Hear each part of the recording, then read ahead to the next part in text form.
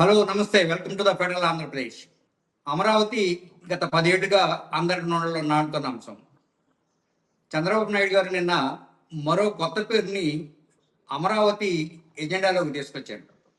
దాని పేరు Amaravati urban mobility plan. ఇప్పటి వరకు అమరావతిలో ఏం జరిగిందో మనందరం చూస్తూ వస్తున్నది. ఇప్పుడు కొత్తగా వచ్చిన ఈ అర్బన్ మొబిలిటీ ప్లాన్ వల్ల కృష్ణానదిలో పడవలు తిరుగుతాయి, కరకట్ట పైన ఎలక్ట్రికల్ బస్సులు తిరుగుతాయి, కరకట్ట కింద బిఆర్టీఎస్ రోడ్లు వస్తాయి. అమరావతి చుట్టూ ఎటు చూసినా కూడాను అండర్ గ్రౌండ్ స్మార్ట్ గ్రిడ్ రోడ్లు వస్తాయి. ఇవన్నీ నిజమా, లేకపోతే కేవలం గ్రాఫిక్సా, లేకపోతే ఇవన్నీ నిజంగానే ఆచరణలోకి వస్తే అమరావతి ఎలా ఉంటుంది అనేది ఒక పక్కన పెడితే, అసలు ఇప్పుడు ఈ ప్లాన్ ఎందుకు వచ్చింది, ఈ అర్బన్ మొబిలిటీ ప్లాన్ అంటే ఏంటి, అమరావతిని దీన్ని ఎందుకు ఇంప్లిమెంట్ చేయబోతున్నారు అనే అంశాలను చర్చించడం కోసం ఈవేళ స్టూడియోలో ముగ్గురు జర్నలిస్టులు నాతో పాటు ఉన్నారు. వారిలో ముందుగా డి రాజగోపాల్ గారు. ఆయన చాలా సీనియర్ జర్నలిస్టు. అమరావతి శంకుస్థాపన దగ్గర నుంచి ఇప్పటి వరకు ఏం జరిగిందో కళ్ళారా చూసిన వారు. అలానే ప్రతినిత్యం ఆ అసెంబ్లీకి వెళ్ళి అసెంబ్లీలో దీని మీద వాదాపోదాలు కూడా చూసిన సీనియర్ జర్నలిస్టు. అలానే మరో సీనియర్ జర్నలిస్టు, ఎలక్ట్రానిక్ మీడియాలో అంతే ఎక్స్పీరియన్స్ ఉన్నవాడు, అమరావతి పట్ల సమగ్ర అవగాహన ఉన్న అలీం గారు మనతో పాటు ఉన్నారు. వారు ఒక ఛానల్ ప్రిన్సిపల్ కరస్పాండెంట్గా కూడా పనిచేస్తున్నారు. మరో ముఖ్య వ్యక్తి, నా సహచరుడు జిపి వెంకటేశ్వర్లు గారు, విజయవాడ నుంచి ఫెడరల్ ఆంధ్రప్రదేశ్ స్పెషల్ కరస్పాండెంట్. ఆయన ఈ చర్చలో పాల్గొంటున్నారు. జిపి గారు, నేను మీతో ఈ చర్చను ప్రారంభించాలనుకుంటున్నా. అసలు ఈ అమరావతి అర్బన్ మోడల్ ప్లానింగ్ అంటే ఏంటి, ఇది ఇప్పుడు ఎందుకు తెర మీదకి వచ్చింది?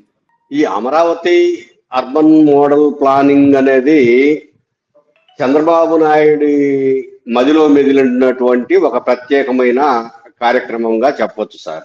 ఎందుకు అలా చెప్పాలంటే, ఆయన వినూత్నంగా ఏదో ఒకటి కొత్తగా తయారు చేసేసేసి రిలీజ్ చేద్దామని చెప్పేసి అనుకుంటుంటారు.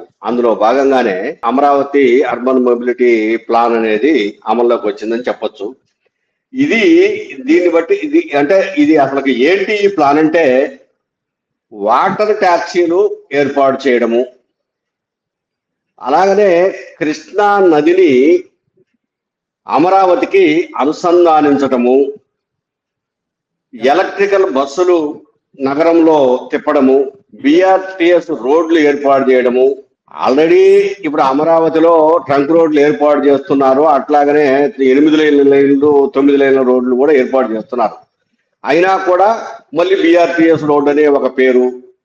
తర్వాత స్మార్ట్ గ్రిడ్లు ఏర్పాటు చేయడం, ప్రధానంగా under ground drainage, gas, wiring, అంటే ఎలక్ట్రికల్ వైరింగు, ఇదంతా కూడాను అండర్ గ్రౌండ్ లో ఉంటుంది.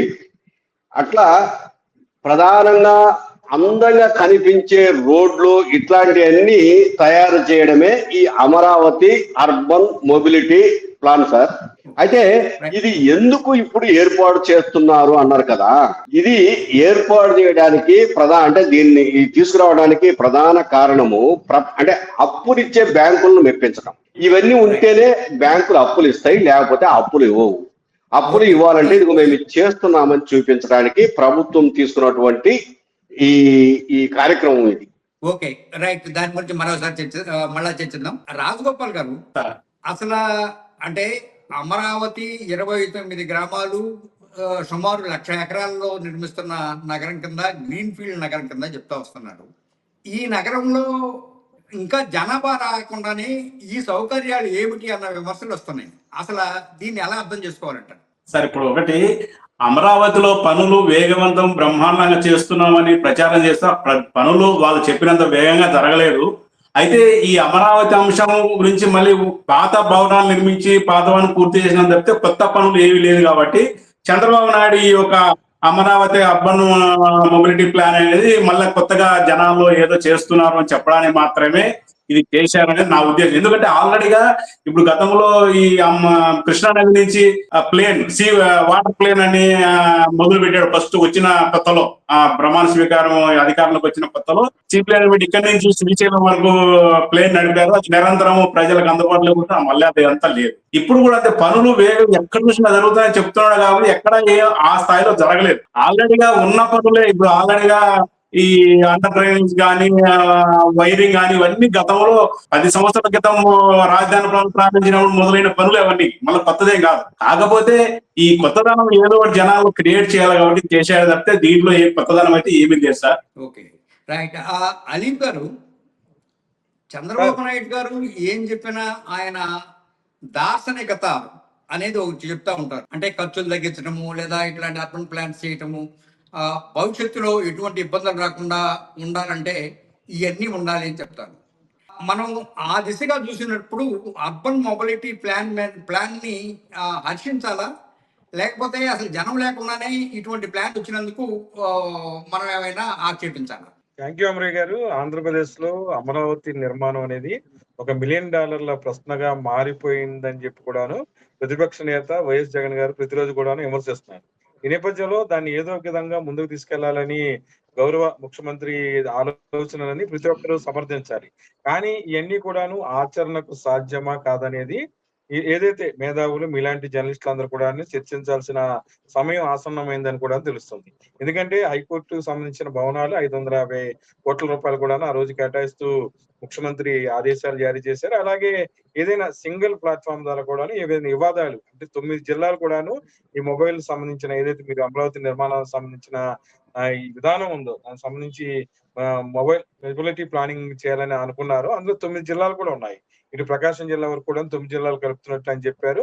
అంతేకాకుండా అంతా కూడా అత్యాధునికమైన ఆ పరిస్థితులు కల్పన కూడాను కృషి చేయాలని చెప్పి కూడాను ముఖ్యమంత్రి సిఆర్డి 61వ సమావేశంలో కూడాను అధికారుల్ని ఆదేశించారు. అయితే ఇవన్నీ జరుగుతాయా, దీనికి సంబంధించిన బడ్జెట్ ఉందా అనేది అందరూ కూడాను ఆలోచించాల్సిన పరిస్థితి ఉంది. గౌరవ ప్రధాని మోడీ కూడాను పదే చెప్తున్నారు, ఇప్పుడున్న ఆర్థిక పరిస్థితుల్లో ప్రధాన నగరాల్లో ఏదైనా కాస్ట్లీ నిర్మాణాలన్నీ కూడా ఆపివేయాలి, ఆర్థిక మాధ్యం ఉందని చెప్పి కూడాను పదే చెప్పే పరిస్థితి ఉంది. మంత్రులు కూడాను తమ వ్యయాన్ని తగ్గించుకోవాలని సైకిళ్ల మీద స్కూటర్ల మీద కూడా తిరిగే పరిస్థితి ఉన్న నేపథ్యంలో అమరావతికి సంబంధించి ఇంత అత్యాధునికమైన నిర్మాణాలు, అలాగే ఇందాక మన జర్నలిస్ట్ అన్నట్లు కూడాను అలాగే గ్యాస్ తో పాటు ఏదైతే నిర్మాణం జరుగుతుందో ఆ ప్రాంతాలన్నీ కూడా అత్యంత కూలింగ్ వ్యవస్థను కూడాను చేయాలని చెప్పి ముఖ్యమంత్రి ఆదేశాలు జారీ చేయటం, అంతేకాకుండా ముఖ్యంగా ఏదైతే 9 జిల్లాలు ప్రకాశం జిల్లా వరకు కూడాను అభివృద్ధి చేయాలి, అవసరమైతే ఏదైనా వివాదాలు ఉంటే వెంటనే పరిష్కరించాలి, దానికి ఒక ట్రిబ్యునల్ అప్పటికప్పుడు కూడా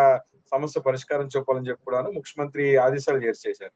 అంటే ఇప్పటికే కరకట్టే సంబంధించి ఇంకో నిర్మాణం, రోడ్డు నిర్మాణం ముఖ్యమంత్రి ఇంటి వద్ద నుంచి జరుగుతుంది. అది కొన్ని నెలలుగా కూడాను జరుగుతుంది. మరి పక్కన ఏదైతే ప్రకాశం బ్యారేజ్ వద్ద నుంచి సెక్రటేరియట్ వెళ్లే వరకు కనీస వసతులు కూడాను లేని పరిస్థితి ఉంది. ఒక బస్ షెల్టర్ ఉండదు, ఎవరైనా పడిపోతే చిన్న అర్బన్ హెల్త్ సెంటర్ కూడాను ఆ ప్రాంతంలో లేని పరిస్థితి ఉంది. ఇవన్నీ కూడాను చిన్న సమస్యలు కూడాను పరిష్కరించకుండా ఒక పెద్ద స్థాయిలో నిర్మాణాలు జరపాలని గౌరవ ముఖ్యమంత్రి ప్రతిసారి సమావేశాలు ఏర్పాటు చేయడం, చిన్న సమస్యల మీద దృష్టి సారించలేకపోవడం, ఇంకా గ్రామాల్లో రైతులు ఏదైతే ప్లాట్లు కేటాయించారో వాళ్ళు ఇంకా కూడాను కొంతగా అసంతృప్తి ఉన్నమాట 100% నిజం. వాళ్ళందరికీ క్లియర్ చేయాల్సిన పరిస్థితి ఉంది. అలాగే ఎవరైతే కొద్దిగా పలుకుబడి ఉన్న వ్యక్తులు ఉన్నారో వారికి అమరావతిలో ప్లాట్ల కేటాయింపులో న్యాయం జరుగుతుంది. అలాగే ఎవరైనా దళితులు కానీ ఇతరులు ఉంటే వారికి న్యాయం జరగట్లేదు అనే దాని కూడాను చర్చ జరుగుతుంది. ఈ నేపథ్యంలో మళ్ళా చర్చిద్దాం దాన్ని. జీపీ గారు, నేషనల్ వాటర్ మెట్రో అంటే జాతీయ వాటర్ మెట్రో అనేది ఇండియన్ డెవలప్మెంటల్ మోడల్లో ఒక మోడల్గా ఉంది ఇప్పుడు అన్ని అభివృద్ధి చెందుతున్న నగరాల్లో. దానిలో భాగంగానే దేశంలో తొలిసారి కొచ్చిలో ఇటువంటి ప్రాజెక్టును చేపట్టారు. దాని స్ఫూర్తితోటి ఇప్పుడు అమరావతి మెట్రో వాటర్ మెట్రో ప్రాజెక్టును చేపట్టారని చెప్తా ఉన్నారు. అసలు అంత అవసరం ఉంటుందా, లేకపోతే టూరిజం మోడల్గా అభివృద్ధి చేయాలన్నది ఉద్దేశమా? ఇప్పుడు చంద్రబాబు నాయుడు గారి ఉద్దేశము అమరావతిని టూరిజం మోడల్లోనే తయారు చేయాలనేది దాని ఉద్దేశం సార్. ఎందుకంటే టూరిజం మోడల్లో ఉంటే ఆ ప్రాంతానికి వచ్చి జనం చూస్తూ ఉంటారు, డబ్బులు వస్తూ ఉంటాయి అని చెప్పేసి చెప్తున్నాడు. ఇప్పుడు ఆల్రెడీ కట్టడానికి మా దగ్గర డబ్బులు ఉన్నాయి, దాని డబ్బులు దానికే సరిపోతాయని కూడా చెప్తున్నాడు. ఏదైతే ఇప్పుడు ఈ ఒక ప్లాన్ అనుకున్నారో ఈ ప్లాన్ అంతా అమలు జరగాలంటే మేధావులు చెప్తున్న మాట లేకపోతే ఆర్థికవేత్తలు చెప్తున్న మాట ప్రకారం 2 లక్షల కోట్లు కావాలని. 1 లక్ష కోట్లు సేకరించడానికి మా దగ్గర రెడీగా ఉంది. ఆల్రెడీ గత పార్లమెంట్ సమావేశాల్లో ఒక 15,000 కోట్లు వరల్డ్ బ్యాంక్ ద్వారా ఇప్పించడానికి కేంద్ర ప్రభుత్వం హామీ ఇచ్చింది. దాంట్లో ఒక 6,000 కోట్లు ఆల్రెడీ వచ్చాయి, పనులు జరుగుతూ ఉన్నాయి. ఇప్పుడు జరుగుతున్న పనులు ఏంటంటే రోడ్లు, డ్రైనేజీ కాలువలు, ఆ కాలువల పక్కన ఇప్పుడు మనం ఏదైతే అనుకుంటున్నామో ఒక gas pipe line, electrical pipe line, ఇంకా గ్రౌండ్ లో ఏవైతే మనకు అవసరమైతాయో వాటన్నిటికి సంబంధించిన ఒక 5-6 రకాల పైప్ లైన్స్ వేస్తున్నారు. స్టార్ట్ అయింది, జరుగుతుంది, వర్క్ జరుగుతుంది. మనం ఇక్కడ వర్క్ జరగడం లేదు అని చెప్పడానికి వీల్లేదు, వర్క్ జరుగుతుంది. అయితే గతంలో ఉన్న బిల్డింగ్స్ అన్నింటికు ఒక రూపు వచ్చేసింది.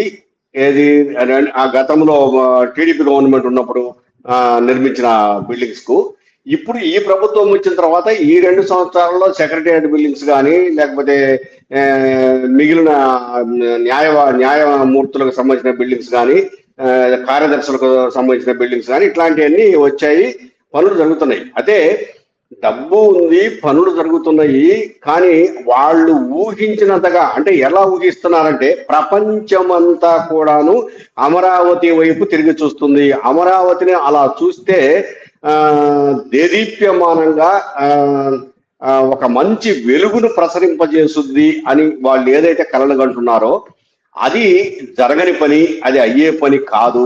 అయితే ఇప్పుడు వాటరును కృష్ణానదిలో బోలెడంత వాటర్ ఉంది, మనకు కావాల్సినంత వాటర్ ఉంది. కానీ ఇప్పుడు ఆయన చెప్తున్న ప్రకారం అనుసంధానం చేస్తాను అంటున్నాడు. ఏది?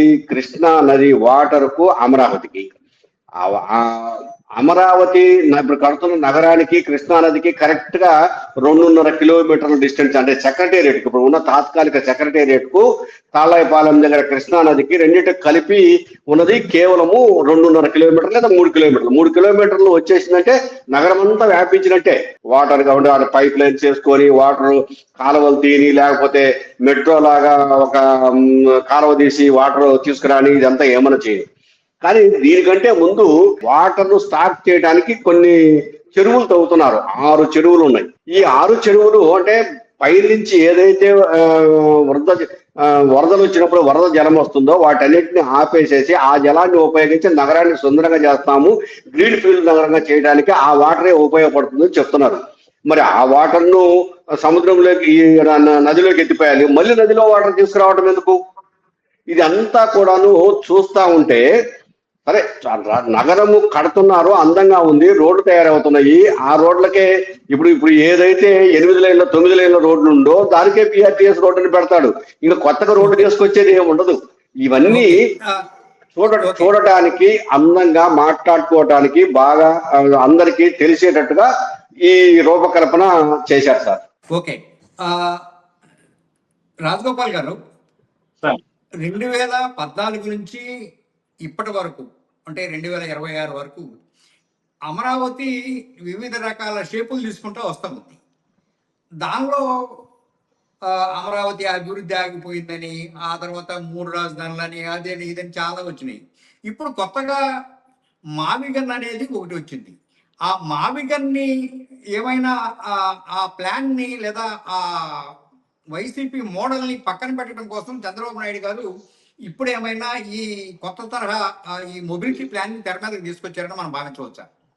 అంటే ఒకటి సార్, ఈ మావిగాన్ అనేది వైసీపీ వాళ్ళు పెద్ద ఎత్తున ప్రచారం చేస్తున్నా, తెలుగుదేశం పార్టీ వాళ్ళు మాత్రం దాన్ని చాలా అవహేళనంగా అనుకుంటున్నారు. కాకపోతే ఆయన ఉన్నప్పుడు ఎందుకు చేయలేకపోయారు అనేది ఒక పార్టీలో పెద్ద ఎత్తున చర్చకు నడుస్తుంది.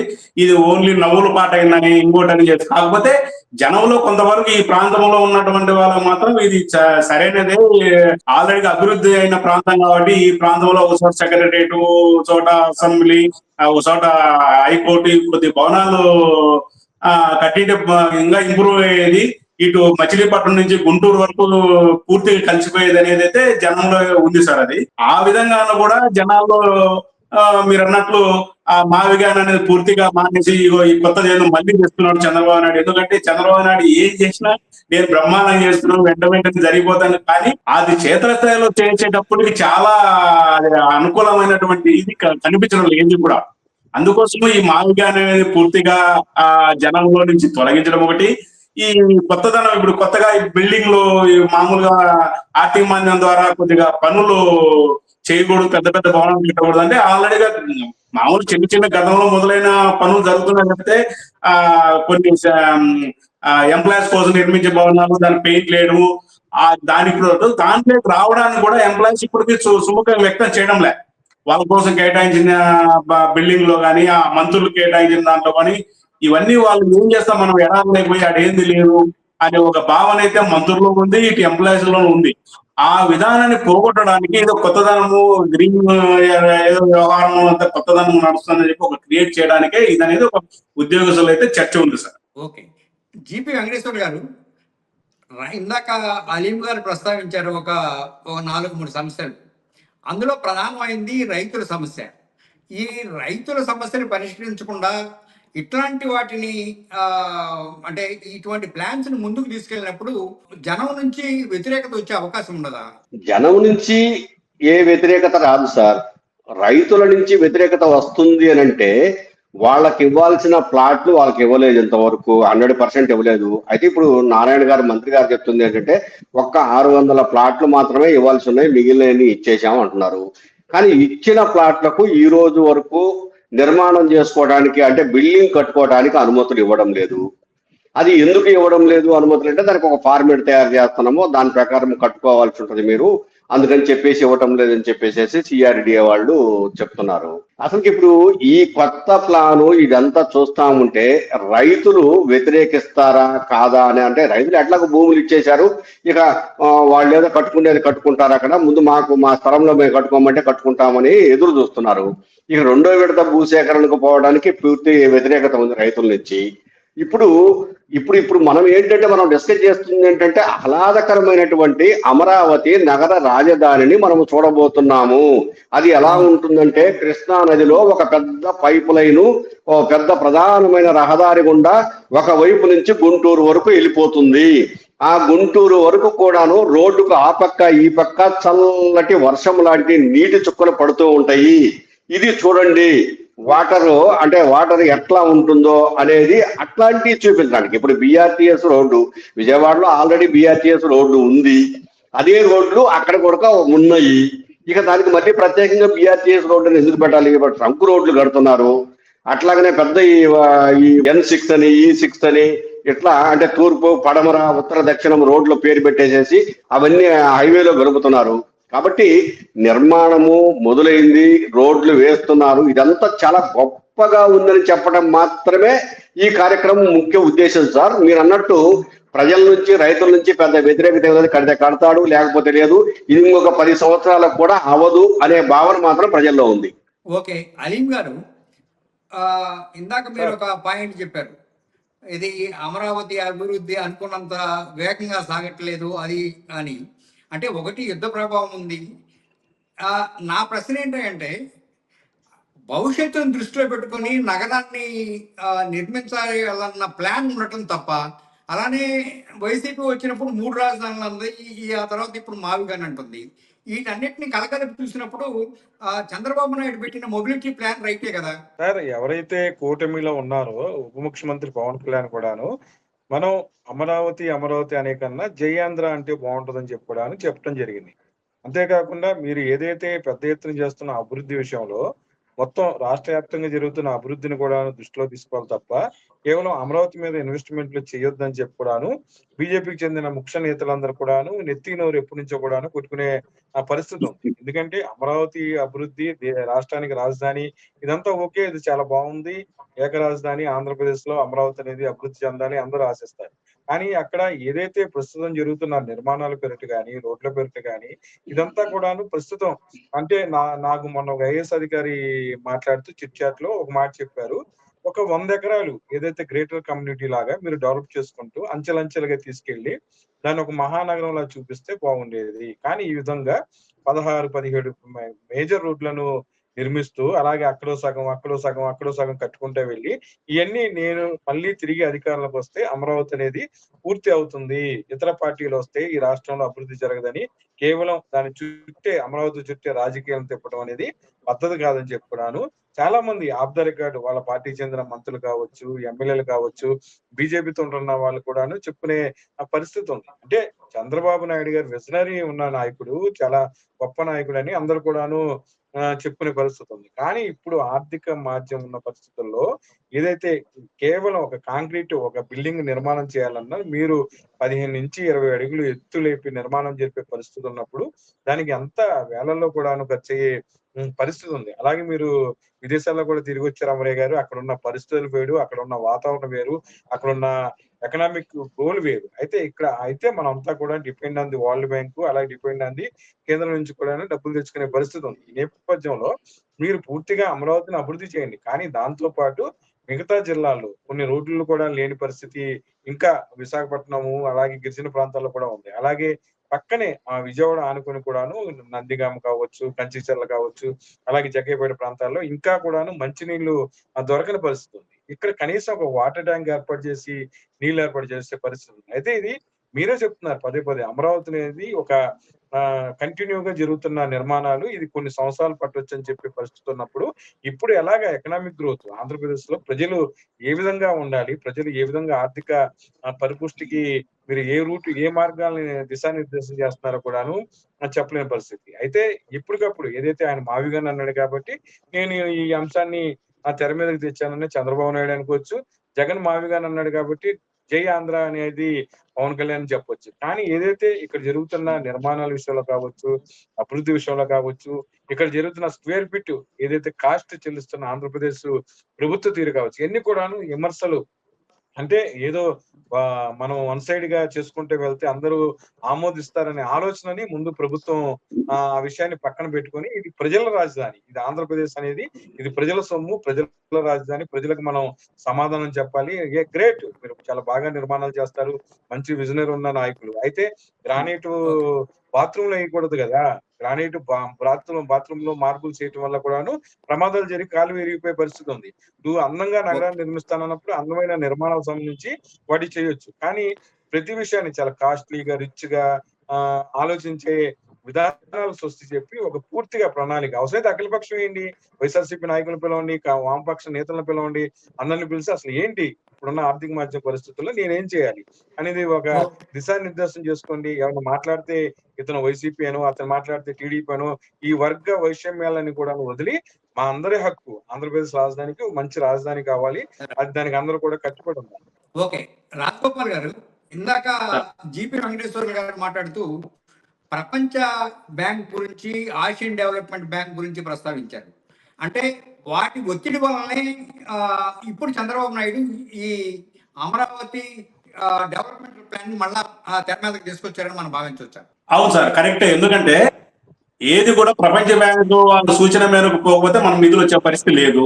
ఎందుకంటే ఏదో ఒకటి డెవలప్మెంట్ కొత్తదనం చూపిస్తే తప్ప నిధులు వచ్చే పరిస్థితి లేదు. గతంలో కూడా స్కూళ్ళు మెర్జ్ చేసినప్పుడు కూడా వాళ్ళ సూచన మేరకే స్కూల్ మెర్జ్ చేశారు, మళ్ళీ డెవలప్మెంట్ అని నిధులు తెచ్చారు.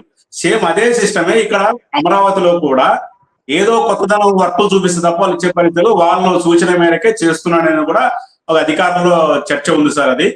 అదే విధంగా ఈ డెవలప్మెంట్ అనేది ప్రతిదీ ఏదో ఒకటి చేస్తున్నా, డబ్బులు మామూలుగా వచ్చినాయని చెప్తున్నా, డబ్బులు కూడా ఆ మేరకు లేవనేది కూడా ఒక చర్చ అయితే నడుస్తుంది సార్.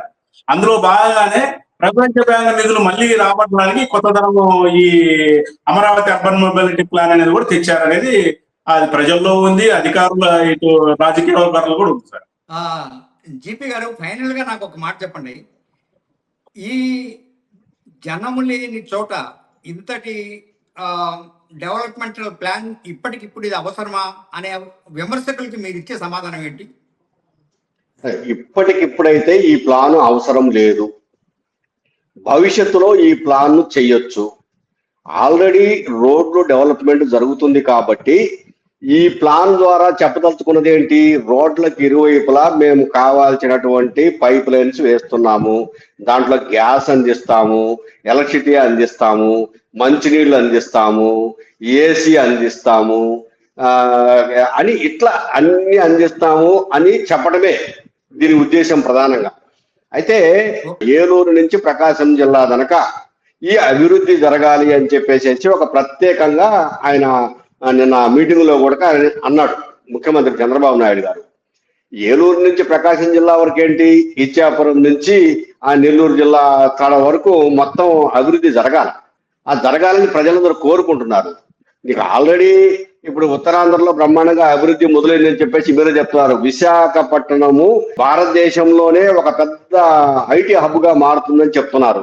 ఇక ఈ మిగిలినంతా కూడాను సముద్ర తీరమంతా కూడాను బ్రహ్మాండంగా రకరకాల ఉత్పత్తులు వచ్చేస్తాయి, పరిశ్రమలు వచ్చేస్తున్నాయని చెప్తున్నారు. మళ్ళీ అమరావతి మొబిలిటీ ప్లాన్ ఏంటి? ఒక్క మాట చెప్తున్నా సార్ నేను. ఒక 5,000 మందికి ఇప్పుడు అర్బన్ హౌసింగ్ నిర్మాణం చేపడితే దానికి మంచి రోడ్లు వేస్తున్నారు, ఇరువైపులా కాలువలు తీస్తున్నారు, ఎలక్ట్రిసిటీ ఇచ్చేస్తున్నారు, బ్రహ్మాండంగా ఉంటుంది కాలనీ.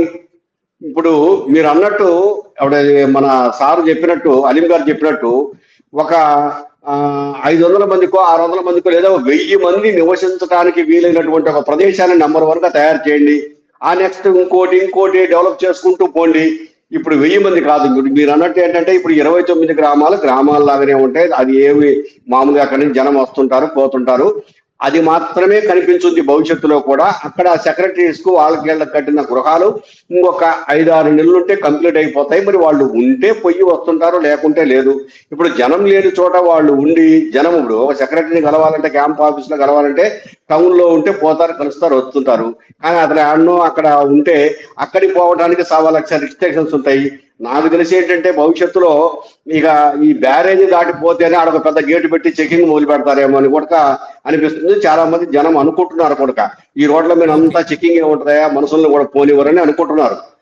మొత్తం మీద ఈ ఈ అర్బన్ మొబిలిటీ ప్లాన్ అనేది కేవలము బ్యాంకుల నుంచి రుణాలు తీసుకుంటారు. ఎందుకంటే ఇప్పుడు ప్రపంచ ఒక సందర్భంలో మీరు కూడా ఉన్నారు, నేను కూడా ఉన్నాను ఒక మీటింగ్ లో. అక్కడ ఈఏఎస్ శర్మ మాట్లాడుతున్నారు విశాఖపట్నం నుంచి. ఆయన మాట్లాడుతున్నప్పుడు మనం ఏదైనా నెగటివ్ గా ఒక మాట అన్నా కూడాను ఆ ప్రపంచ బ్యాంకు ప్రతినిధులు కానీ అక్కడ ఉండోళ్ళు కానీ జీర్ణించుకోలేకపోతున్నారు. ఏంటంటే అది రికార్డ్ అయిపోద్ది, దాన్ని నమోదు చేయాలి. అక్కడ రికార్డ్ అయ్యి నమోదు చేసినప్పుడు నెగిటివ్ గా వచ్చినప్పుడు ప్రపంచ బ్యాంకు డబ్బులు ఇవ్వడానికి వెనుకం చేస్తుంది, ఆలస్యం అయిపోయింది. ఎలాగ ఇవ్వాలి కాబట్టి రేపటి తీసుకుంటాం. కాబట్టి డబ్బులు తీసుకోవడానికి ఏమన్నా మీరు సూచనలు చేయండి, సలహాలు ఇవ్వండి అనే పరిస్థితి, అందులో భాగమే ఈ mobility plan. Right, thank you very much. ఎందుకంటే ఒక గ్రీన్ ఫీల్డ్ సిటీ నిర్మించేటప్పుడు భవిష్యత్ ప్లాన్ ఉంటుంది. దానికి వరల్డ్ బ్యాంక్ కానీ ఏషియన్ డెవలప్మెంట్ బ్యాంక్ లాంటి ప్రపంచ ఆర్థిక సంస్థలు లోన్లు ఇచ్చేటప్పుడు కొన్ని నిబంధనలు పెడతాయి. దాని ప్రకారంగానే, ఆ ప్లాన్ ప్రకారంగానే డెవలప్మెంట్ కూడా సాగాలి. అయితే అమరావతి అనుకున్నంత సజావుగా సాగట్లేదు కనుక బహుశా మీరు అందరూ చెప్పినట్టు ప్రపంచ బ్యాంకు ఒక షరతు పెట్టింది కనుక ఆ షరతుని ఫుల్ఫిల్ చేయమని ఇప్పుడు అడుగుండొచ్చు. దానిలో భాగంగానే ఇది తెర మీద ఉండొచ్చు. అయితే భారతదేశంలోని సుమారు 18 నగరాల్లో ఇటువంటి ప్లాన్ అమలు చేసినట్టుగా రికార్డ్స్ చెప్తా ఉన్నాయి. అక్కడ ఎన్ని వాటికి ఇక్కడ ఆర్థిక సమస్యలు రాలేదు, కానీ ఇక్కడ ఆర్థిక సమస్య వచ్చింది. ఇప్పుడు మన ప్రభుత్వం ఏం చేస్తుంది అనేది ఒక పెద్ద ప్రశ్న.